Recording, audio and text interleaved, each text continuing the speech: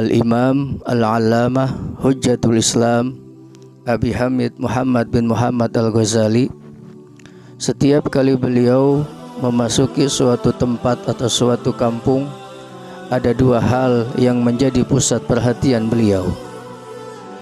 Yang pertama adalah masjid atau musholla, dan yang kedua adalah anak-anak muda.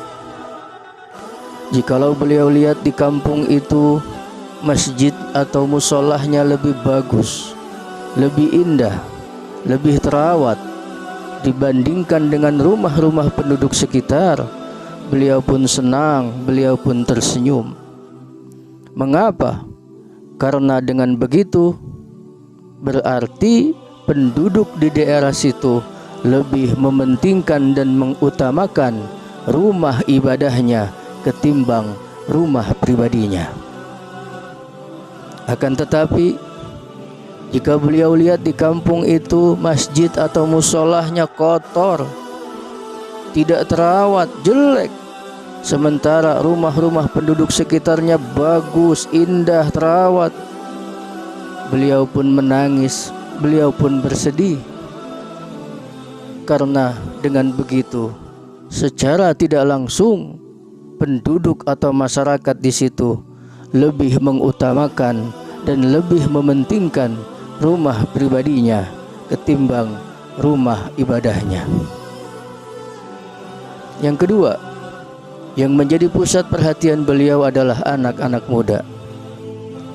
Jikalau beliau melihat di kampung itu masih banyak anak-anak muda yang pakai kain sarung, pakai baju kokoh, pakai kopiah datang ke masjid, masih banyak anak-anak muda yang bawa Quran, nenteng kitab pada belajar ngaji, beliau pun senang, beliau pun tersenyum.